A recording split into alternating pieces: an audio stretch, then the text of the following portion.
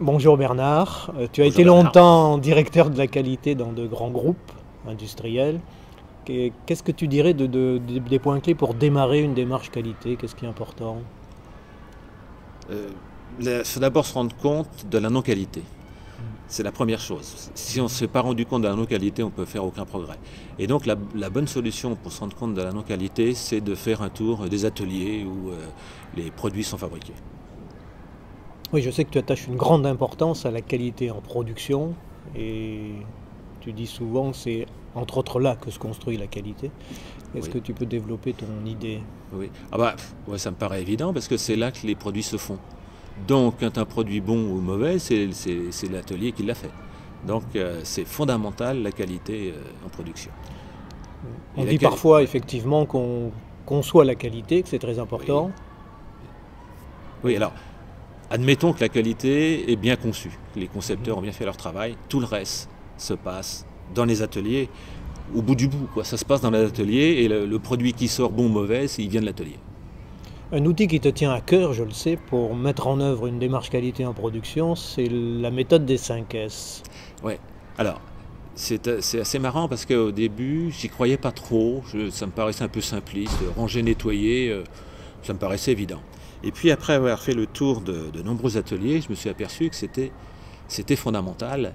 Et quand on regarde bien, c'est qu'un atelier qui est mal rangé, mal nettoyé, c'est une somme de perte de temps, de perte d'efficacité et de risque de non-qualité. Et donc la démarche 5S, en ceci, est très importante, c'est qu'elle fait prendre conscience aux opérateurs eux-mêmes des progrès qu'il y a à faire. Donc le point clé, au fond, si tu avais un conseil à donner, un point clé pour réussir, et ensuite peut-être un écueil à éviter. Alors, le point clé pour réussir, c'est de se rendre dans l'atelier et passer du temps avec les opérateurs. Les regarder travailler, discuter avec eux et puis leur faire prendre conscience que de temps en temps, ils perdent du temps parce qu'ils cherchent un outil qui n'est pas à une place qui est prévue à l'avance. Et une fois qu'ils ont pris conscience, eux-mêmes proposent des solutions. Et donc, ce qui est fondamental, c'est que sur le terrain, c'est même pas la peine de venir avec des papiers, des crayons et des stylos. Ça se fait tout sur le terrain en travaillant avec les opérateurs. Oui, tu dis souvent qu'il faut que ça leur rende service, sinon Absolument. il n'y a Ah pas oui, de... ah oui, ça c'est vrai. Mm. Ça je dis souvent, c'est-à-dire que si on propose des choses nouvelles à quelqu'un et que ça ne lui rend pas service, il ne les mettra jamais en œuvre. Tout à fait. Ça, c'est un point fondamental. Ah, tu me parlais d'un écueil à éviter. L'écueil à éviter, c'est de forcer la démarche et de commencer alors les premières parties du 5S à ranger, nettoyer sans les opérateurs.